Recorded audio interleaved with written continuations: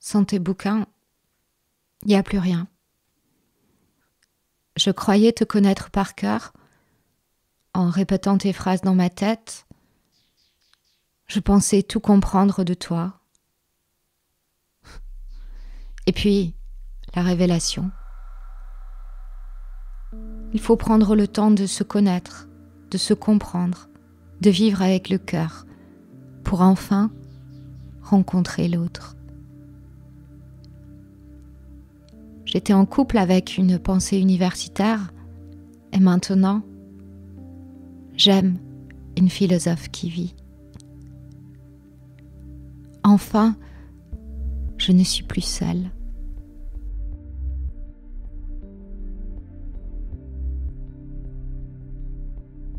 Je sais maintenant que je peux explorer des zones de mon âme qui autrement seraient restées totalement inaccessibles. Porter du chaos en soi pour accoucher d'une étoile qui danse. Vivre, c'est danser. Danser, c'est vivre. Juste danser. C'est passer du temps avec Dieu, ou en temps de guerre, c'est cracher à la gueule du diable. Tout ton corps et ton âme réalisent un inséparable pas de deux. Celui qui connaît la grâce n'est pas le bon élève qui répète des figures imposées, mais celui qui écoute son cœur sans jamais faillir malgré les obstacles, les déchirures, les doutes. Celui qui garde le tempo, quoi qu'il se passe sur la piste.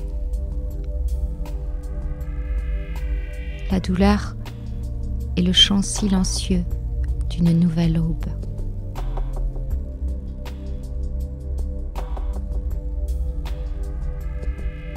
Ce monde a besoin de sens et a besoin de rire.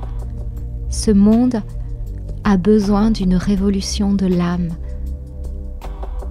Le moment est venu de s'attaquer à l'amour. J'ai envie d'ivresse. J'ai envie de me rapprocher de toi. De toi, de ton esprit, de ta lucidité décorchée, de toi et de ton corps presque invisible à force d'anorexie. Je n'avais jamais imaginé ce que tu cachais derrière ton maquillage de guerre. Toutes ces souffrances, ces désillusions, tant de tendresse aussi. J'aime ton travail, comme je t'aime. J'aime ta quête de l'essentiel, ton obstination à être toi-même envers et contre tous. J'aime tes mots, pris à même la nuit. Ils vibrent tellement fort.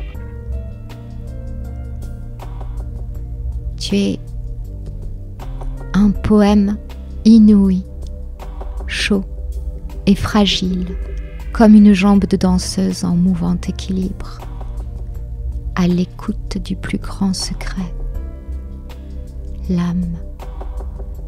Comme la danse, c'est le mouvement, et le mouvement, c'est la vérité, la vie, l'amour, comme tous ces lieux qui tirent l'âme de sa léthargie, ces lieux baignés de mystère élus de toute éternité pour être le siège de l'émotion spirituelle. C'est Dieu lui-même, tout simplement. La vie m'appelle. Je ne suis plus moi-même. Je me rends.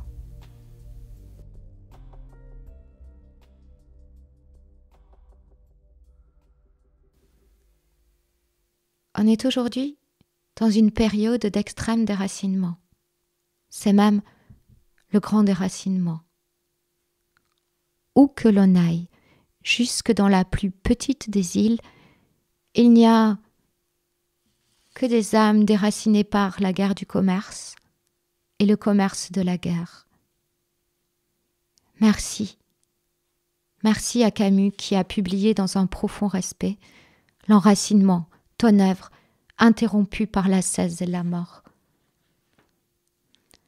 Simone Veil est le seul grand esprit de notre temps. L'enracinement est un des livres les plus lucides, les plus élevés, les plus beaux qu'on ait écrits depuis fort longtemps sur notre civilisation. Pour moi, je serais comblée si l'on pouvait dire qu'à ma place, et avec les faibles moyens dont je dispose, j'ai servi à faire connaître et à répandre son œuvre, dont on n'a pas encore mesuré tout le retentissement. Je dis seulement une petite part de ma reconnaissance envers celle que je regretterai toujours de n'avoir pas connue. Et pourtant, quoi de commun entre toi, qui vivait ton corps comme un tombeau, et celui qui est soumis à sa sensualité? Un rendez-vous manqué de deux âmes faites pour s'entendre. Avec ton livre, L'enracinement, tu choisis radicalement l'humain. Les causes de la misère vont au-delà de l'aliénation, expliquées en 4 gros volumes par Marx. Marx, l'inventeur de la calculette. Résultat, tels les 10 plaies bibliques, des nuées d'espers en maniement des chiffres couvrirent la terre et la plongèrent dans l'obscurité. L'économie, une religion de riches faite pour les pauvres, pour qu'ils restent pauvres, pour qu'ils restent dans leur caverne à avaler les cocktails tendance, fast food, fast baise ou fast vaccin pour 15 minutes de célébrité. Riche à crédit, pauvre en sursis. Voilà une belle conception de la grandeur, la même qui a inspiré la vie tout entière d'Hitler.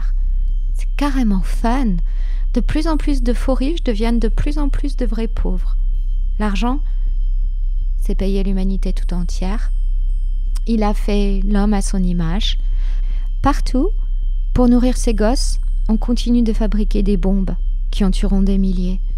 Est-ce que l'argent est une compensation réelle à notre profond déracinement? C'est le règne de la facilité. La facilité, cet ami bienveillant et bien pensant, des âmes sans volonté. C'est fou, les ravages de la facilité sur l'esprit des hommes. Tellement plus facile de tirer l'âme vers le bas que de s'élever. C'est un cas particulier de la loi qui met généralement la force du côté de la bassesse. Le bas étant évidemment la force la plus facile à entretenir dans les salles de muscu, les ghettos, les bunkers, le coaching. L'addiction au bien-être. À force de bouffer de la merde, on devient allergique aux bonnes choses, que ce soit un McDo bio, Lady Yoga Gaga ou un livre de ChatGPT. L'homme ne peut s'empêcher de se tourner vers n'importe quoi de comestible. De se tourner vers des lieux qui maintiennent l'âme dans sa léthargie. Une même action est plus facile si la cause est basse que si elle est élevée. Comme si les causes vulgaires renfermaient plus d'énergie que les causes nobles. Criminels et maudits, nous avons perdu toute la poésie de l'univers. Et chaque fois qu'un enfant dit « Je ne crois pas aux fées », il y a quelque part une petite fée qui meurt. Profitez-en, mes amis. Oui. Riez. Buvez. Vous qui n'avez pas d'autre plaisir pour supporter le viol de votre vie. Riez. Souriez. Aimez. Dansez.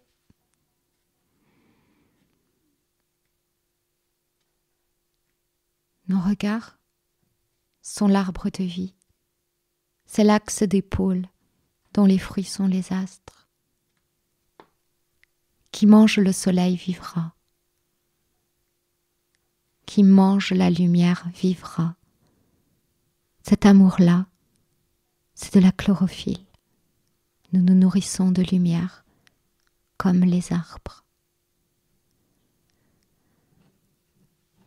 L'image de la caverne fait manifestement apercevoir que l'homme a pour condition naturelle les ténèbres, qu'il y naît, qu'il y vit et qu'il y meurt s'il ne se tourne pas vers une lumière qui descend d'un lieu situé de l'autre côté du ciel, de l'autre côté, du côté de l'autre. La vérité, la beauté, la liberté, l'égalité sont d'un prix infini. Mais de croire que l'homme peut se les procurer sans la grâce,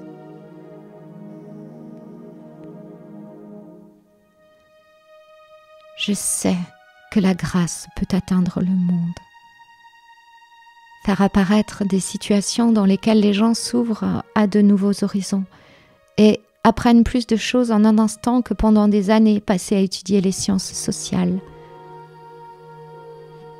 À la lumière de celle-ci, notre vie normale ressemble au somnambulisme.